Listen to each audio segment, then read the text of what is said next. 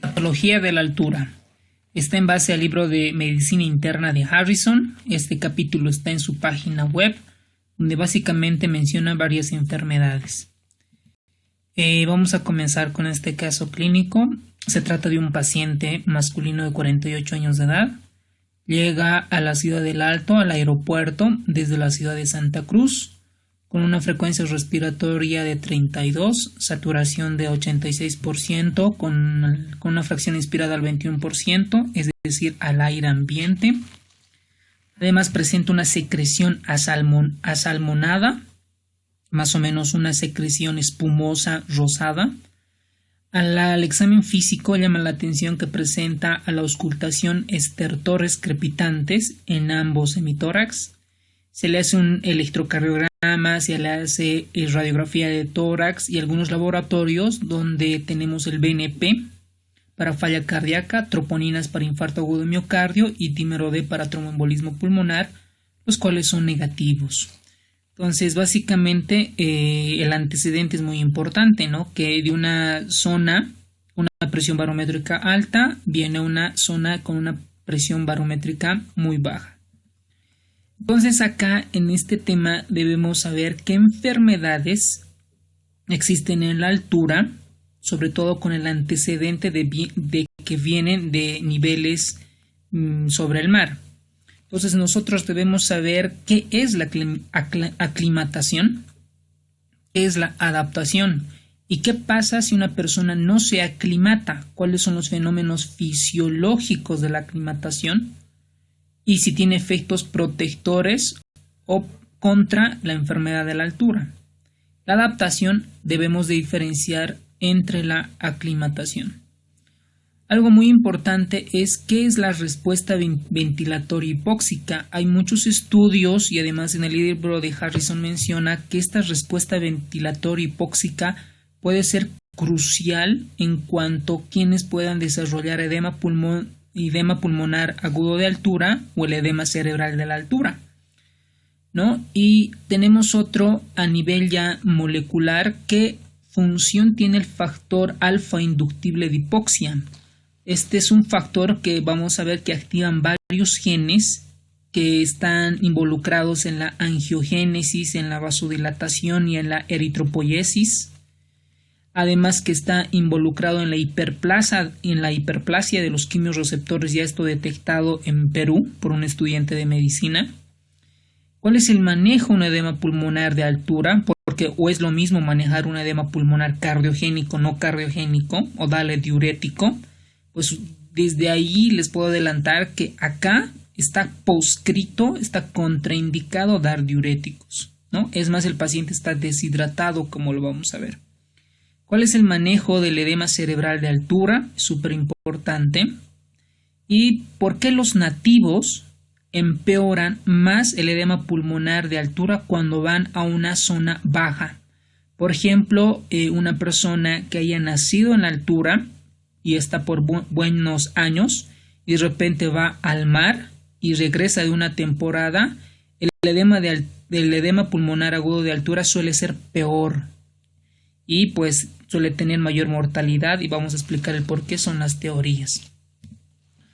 Bueno, como introducción debemos saber que en Estados Unidos atrae más de 30 millones de visitantes anualmente, generalmente que están entre los 2.000 y 3.000 metros, por esto por los deportes, los escaladores, los excursionistas, los esquiadores, y la tendencia es que muchas personas ascienden a elevaciones entre rango entre 3.000 y 5.500 metros.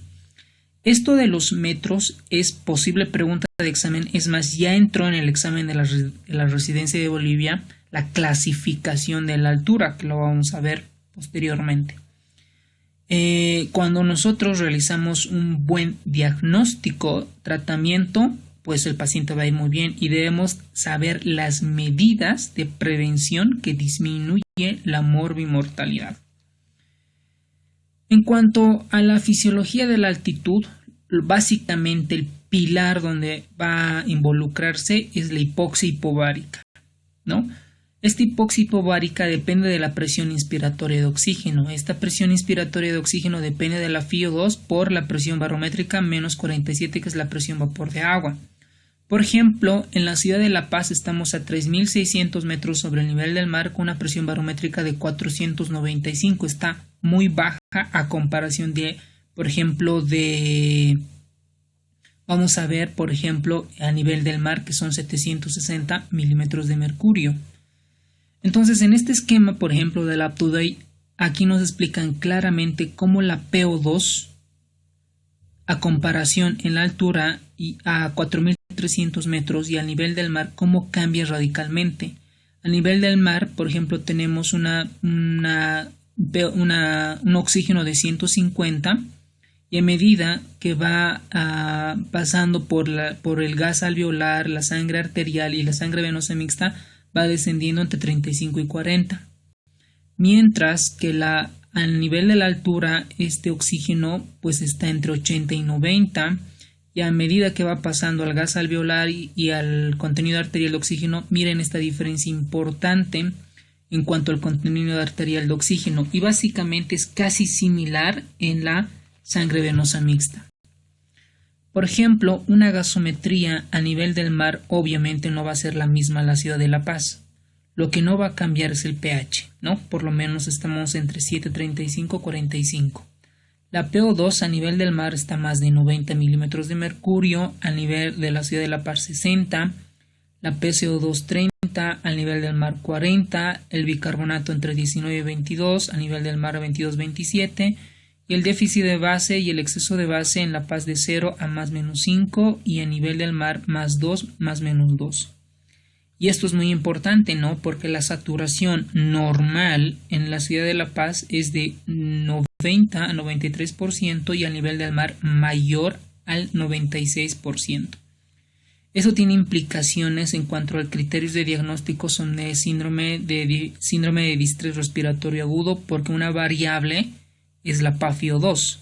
En la ciudad de La Paz una PaFiO2 de 200 es normal, pero una PaFiO2 a nivel del mar de 200 ya nos habla de un síndrome de distrés respiratorio agudo moderado. Por eso a nivel del mar debe ser más de 300 este valor normal. Aquí estamos mostrando una tabla en cuanto a la altura en metros sobre el nivel del mar.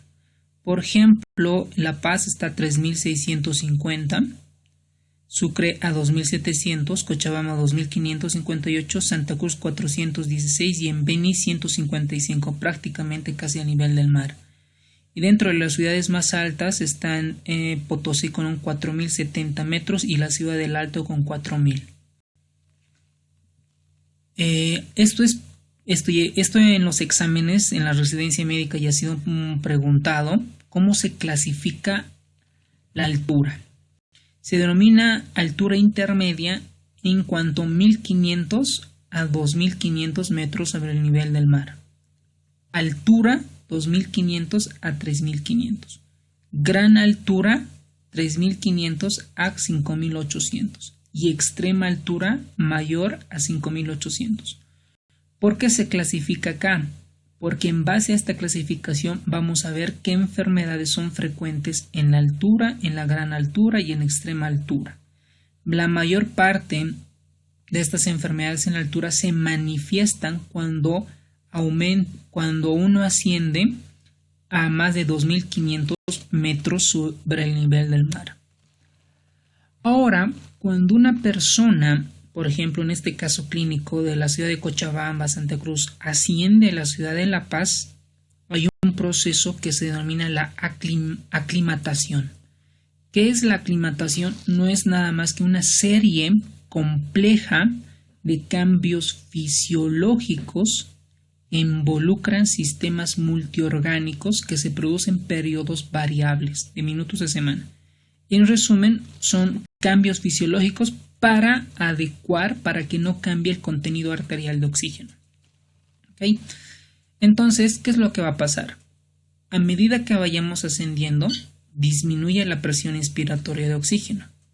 Al disminuir la presión inspiratoria de oxígeno, lo que va a existir es una hipoxemia progresiva afectando al tejido, donde va a generar una hipoxia tisular. Entonces, esta hipoxemia, esta baja cantidad de oxígeno en la sangre, son detectados por los quimiorreceptores, tanto el cuerpo carotídeo y el cuerpo aórtico. Estos quimiorreceptores son estimulados, lo que por inervación llega al centro respiratorio y va a aumentar la ventilación minuto. Aumenta la ventilación minuto. ¿Cómo va a aumentar? Aumentando la frecuencia respiratoria. Si el paciente estaba respirando en Cochabamba, en Santa Cruz, 12 respiraciones por minuto, en la Ciudad de La Paz va a estar entre 18 y 20. Va a comenzar a respirar más rápido. ¿Para qué? A este mecanismo se denomina respuesta ventilatoria hipóxica. Entonces, una persona que va aumentando la frecuencia respiratoria, lo que va a pasar es eliminar el CO2. La eliminación de CO2 va a producir una alcalosis respiratoria. Por lo tanto, va a caer el dióxido de carbono. Entonces, recordemos que el dióxido de carbono siempre va de la mano con el bicarbonato. Por lo tanto, lo que va a pasar es que el bicarbonato necesariamente, para que se equilibre el pH, tiene que descender este bicarbonato. ¿Ok? Para eso necesitamos no de horas, sino de días. Entonces, la evidencia en medicina muestra que los pacientes que tienen baja respuesta ventilatoria hipóxica tienen mayor riesgo de hacer edema pulmonar agudo de altura. Entonces, lo que va a pasar es que a las 24 y 48 horas, lo que el riñón va a hacer es eliminar este bicarbonato. ¿Ok? Por eso se dice que el periodo de aclimatación suele durar 2 a 3 días, porque el riñón va a tratar de compensar, de eliminar el bicarbonato para que el pH esté en los rangos normales. Entonces, lo que va a pasar en esos momentos va a haber cambios circulatorios. ¿Qué es lo que va a pasar? Va a haber taquicardia, va a aumentar la presión arterial, todo esto para no alterar el contenido arterial de oxígeno, y en algún momento va a comenzar a haber aumento de diuresis bicarbonatada para eliminar el bicarbonato. Por eso en estos pacientes, en algún momento, por la diuresis bicarbonatada, suelen estar deshidratados. Y un edema agudo de pulmonar diurético pues está contraindicado por esta explicación fisiopatológica. Además de existir cambios circulatorios, existen cambios en la vasculatura cerebral, sobre todo en la autorregulación cerebral. Recordemos que la autorregulación cerebral depende del oxígeno y del CO2. Este CO2, cuanto mayor está el CO2, hay mayor vasodilatación, mayor edema cerebral. Cuando disminuye el CO2, en la autorregulación cerebral predispone a la vasoconstricción cerebral. ¿Okay? Lo mismo va a pasar en el pulmón. Entonces, esta caída de CO2, la hipoxia y demás predispone a una vasoconstricción pulmonar hipóxica. Esta vasoconstricción pulmonar hipóxica, a un principio, lo que hace es mejorar las zonas de ventilación, las zonas mejor ventiladas y mejor perfundidas, es decir, toda la sangre que no participa en la ventilación, el pulmón lo que hace es apretar esos vasos sanguíneos para que vayan a la zona mejor ventilada y se realice la hematosis. ¿Okay? Pero cuando esta vasoconstricción es de manera exagerada, lo que va a hacer es aumentar las resistencias vasculares pulmonares y desarrollar un edema agudo del pulmón de la altura. Ahora, aparte de que existen cambios fisiológicos en la parte circulatoria cerebral, también existen cambios hematológicos. Cabe recordar que los pacientes que viven en la altura pues tienen mayor concentración de hemoglobina. ¿Para qué? Para no alterar el contenido arterial de oxígeno. Entonces, los cambios hematológicos comienzan a sufrirse por un aumento de hemoglobina. ¿Y por qué se va a aumentar la hemoglobina? A las horas no es porque aumenta la producción de eritropoyetina. Lo que pasa es que hay una contracción del volumen plasmático, es decir, hay pérdida de volumen circulante efectivo. Por lo tanto, aumenta la hemoglobina, ¿ok?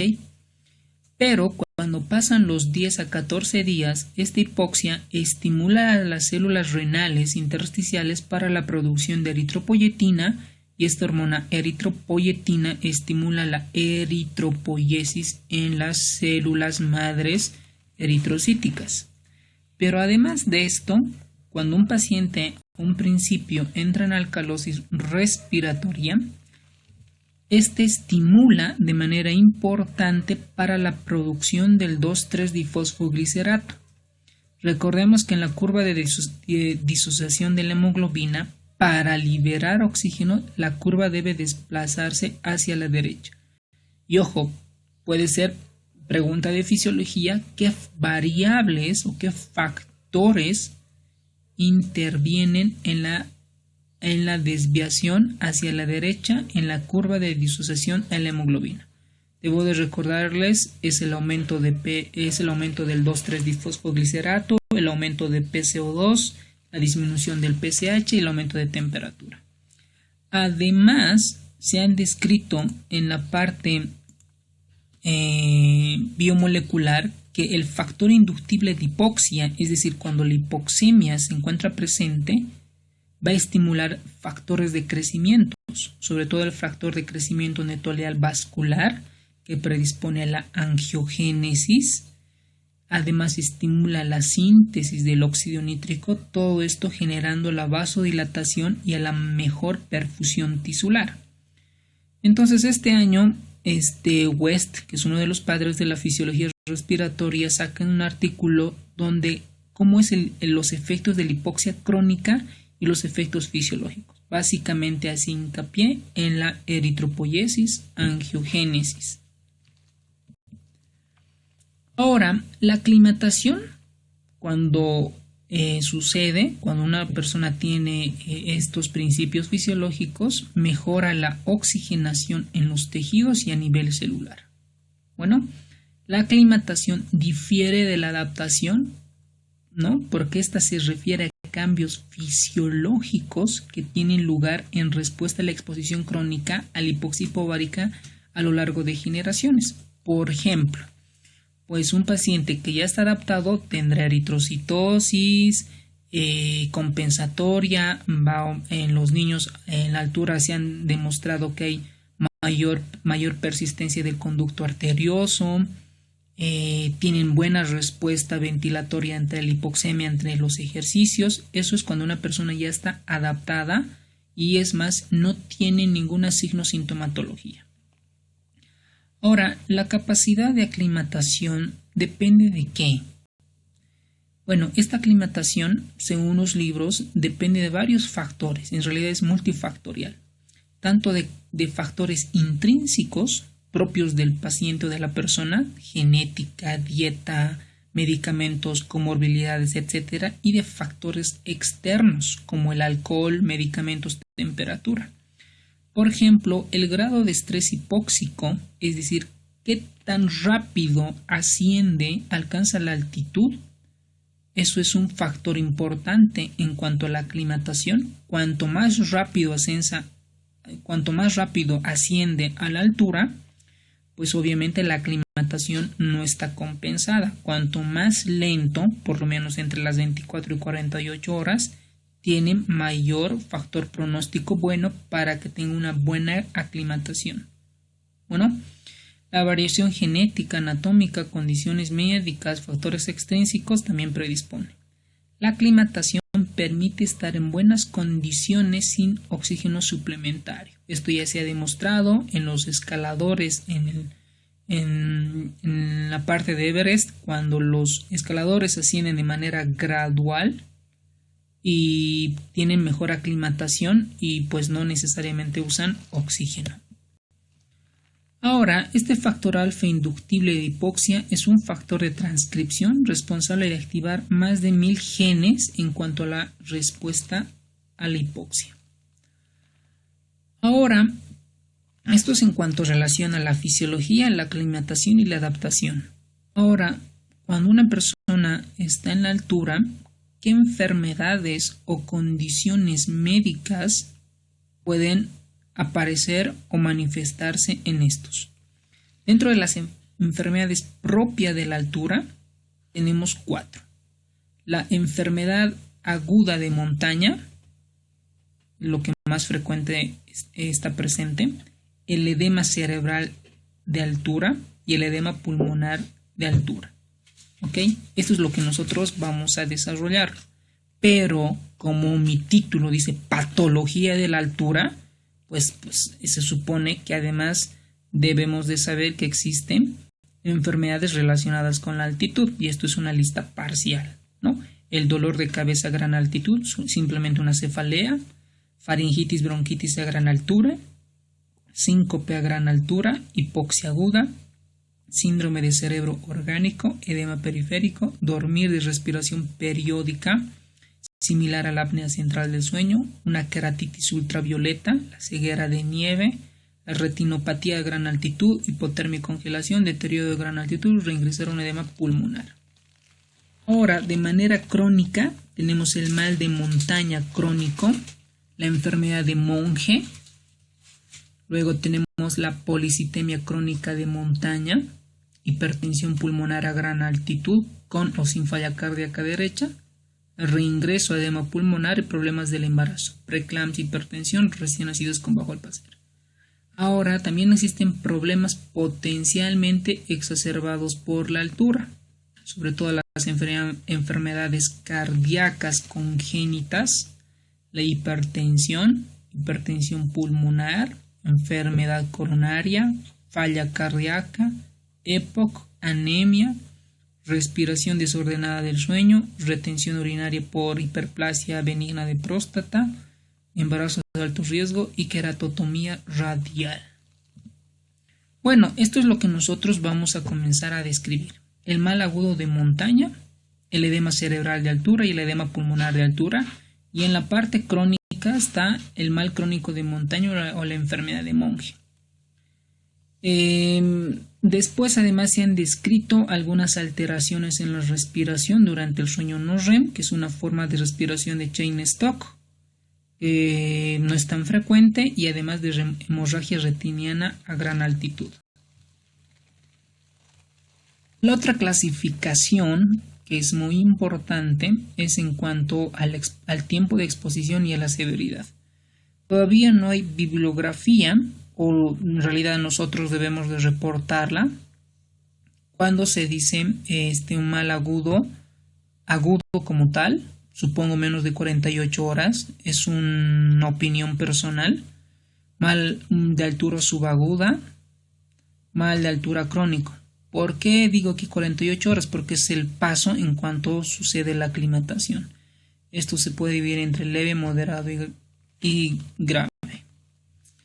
Ahora, pues obviamente no todas las personas que van hacia la altura desarrollan estas enfermedades agudas de la altura. Por eso existen factores de riesgo. Estos factores de riesgo se las clasifica entre bajo, moderado y alto. Entre el bajo es un paciente sin historial previo de enfermedad por altitud o ascenso o planificación menos de 2.800 metros. Tomar 2 días o más para llegar a esta altitud. Habíamos mencionado que ascender gradualmente es lo más importante. En la parte moderada, una historia previa de enfermedad aguda de la altura. Además, el ascenso es más o menos en 2 días. O un ascender mayor a 500 metros día es un factor de riesgo importante. Y dentro de los factores de riesgo alto es que tengo un antecedente familiar de enfermedad severa de la altura. Que tengo un ascenso de 2.800 metros menos de 2 días, o que ascienda más de 3.500 metros en menos de 2 días. Si ustedes vemos, el pilar fundamental para que desarrolle esta enfermedad es el ascenso. Cuanto más rápido y más altura, mayor factor de riesgo. Bueno, en cuanto a la manifestación clínica, resumimos en esta tabla. ¿Okay? Los síntomas de mal agudo de montaña, pues es una cefalea leve, moderada, que puede acompañarse de náuseas y vómitos, ¿no? Es un mal agudo de montaña y está presente después de las 12 horas de llegada. Lo más frecuente es que se presente a más de 2.500 metros. Obviamente, como en la ciudad de Potosí, La Paz, Oruro, estamos a esa altura, 3.600, 3.800. Esto es lo más frecuente. Entre los signos no es ninguno, pero como diagnóstico diferencial debemos tener en cuenta que el paciente se encuentre muy cansado, que se encuentre deshidratado, que se encuentre en resaca o que tenga alguna migraña. ¿Okay? El edema cerebral de altura, esto ya es cuando la clínica es más evidente en cuanto a la cefalea y vómitos. Cefalea y vómitos es súper importante en esto. Y lo que vamos a encontrar al examen físico es una ataxia troncal, un estado mental alterado, somnolencia o pérdida de conciencia. Esto ya nos hace pensar que está en edema cerebral. ¿Y con qué nos podemos confundir? Con un stroke, con un evento vasculocerebral de tipo isquémico o hemorrágico, una psicosis aguda o intoxicación. El edema pulmonar de altura, como viene en nuestro caso clínico, tiene disnea, tiene un esputo asalmonado, presenta desaturación, taquipnea e hipoxia, y como diagnóstico diferencial debemos pensar en síndrome de hiperventilación o tromboembolismo pulmonar. En este paciente, en nuestro caso clínico, como diagnóstico diferencial, lo primero que debemos descartar es embolismo pulmonar por el antecedente del viaje. ¿Okay? Bueno, luego existen otras escalas para predecir qué tan severo o grave es la enfermedad aguda de altura. Para esto existe la escala de Lake-Lowes, donde nos reportan en 3 grados. Leve de 1 a 3 puntos, moderado de 4 a 6 y grave más a 6 puntos. Ahora, ¿cómo vamos a manejar un paciente? Una vez que nosotros viene el antecedente desde lugares con presión barométricas altas, la clave para el manejo es el ascenso gradual. Sigue siendo el método principal para prevenir todas las formas de enfermedad aguda de altura. Entonces, en cuanto al tratamiento, vamos a ver que el edema cerebral y la enfermedad y las enfermedades agudas de altura se dividen en prevención, tratamiento moderado a severo y tratamiento del edema cerebral. Aquí vamos a recordar que la prevención se puede hacer en realidad está indicado la acetazolamida. ¿Cuál sería el mecanismo fisiopatológico para que podamos usar un diurético que es inhibidor de la anhidrasa carbónica? Lo que va a hacer, recordemos que un principio es el paciente comienza a respirar rápido, ¿no? Al comenzar a respirar rápido, elimina el CO2, entra en alcalosis respiratoria. Al entrar en alcalosis respiratoria, va a bajar el CO2, por lo tanto, para compensar el pH, debe de bajar el bicarbonato. Entonces, este bicarbonato, esto va a tardar 48 horas. Entonces, para eliminar más rápido el bicarbonato, yo puedo usar la acetazolamida para acelerar el proceso de aclimatación. ¿Ok? Por eso está indicado en la prevención como el tratamiento agudo, la acetazolamida. Pero cuando el paciente tiene edema cerebral, lo indicado es dexametasona, de 8 a 10 miligramos por vía oral o intravenosa, luego 4 miligramos por vía oral cada 6 horas. Y en el edema pulmonar de altura, como es en nuestro paciente, el manejo, lo primero es dar oxígeno. ¿Ok? A todo paciente que se sienta mal y que venga de una zona con presión barométrica alta, es dar oxígeno. Luego comenzar a evaluar mis posibles diagnósticos diferenciales. Le pediré radiografía, electrocardiograma, laboratorios BNP, troponinas, dímero D, etc. Entonces sospecho que pudiera ser un edema pulmonar de altura. Aparte de darle oxígeno, voy a darle nifedipino, ¿ok? De liberación prolongada o la retard. ¿Cuánto? 60 miligramos, ¿ok? Y posteriormente ya voy a comenzar a usar. La mayoría de los pacientes solo con oxígeno se resuelve el cuadro clínico, pero cuando no se puede resolver y son severos, sobre todo en los pacientes nativos, podemos usar ventilación mecánica no invasiva o algunas bolsas con cámaras hiperbáricas, ¿no? Las cámaras hiperbáricas es como en el avión. Estás en el avión, lo presurizan, aumenta la presión barométrica y para tener una buena presión inspiratoria de oxígeno. Lo mismo pasa acá. Entonces, además, en la bibliografía, en los libros van a encontrar que si sirven algunos tipos de mate, algunos tipos de otros medicamentos como los opioides, etcétera. Pues los opioides lo que nos va a ayudar a manejar es la sensación de falta de aire, ¿no? Nada más. Ahí está la morfina, que tiene un bajo nivel de evidencia, pero está indicado en algunos libros. Algunos también han demostrado que el mate de coca, que el masticar la coca pudiera beneficiarse o actuar de manera profiláctica para alguna enfermedad aguda de altura. Aunque no hay estudios sostenibles, hay estudios randomizados o ensayos clínicos aleatorizados, pues no está indicado, ¿ok? Por lo menos en la práctica diaria, un médico pues no prescribe, ¿ok? Pero está como referencia. Ahora, por ejemplo, si revisamos este artículo del New England, nos mencionan en cuanto a su tratamiento. Tanto en la enfermedad aguda de montaña, en el edema cerebral y en el edema pulmonar de altura está indicado primero oxígeno, ¿ok? En la enfermedad aguda de montaña, después se puede indicar antieméticos, acetazolamida, esto para favorecer la aclimatación. Y en la edema cerebral de aguda, esto sí o sí está indicado la dexametasona. Y en el edema pulmonar de altura, como habíamos mencionado, el nifedipino, ¿no? De liberación retardada. Bueno, pues espero que les haya ayudado, orientado un poco en cuanto a esta clase y esperemos a resolver el banco de preguntas.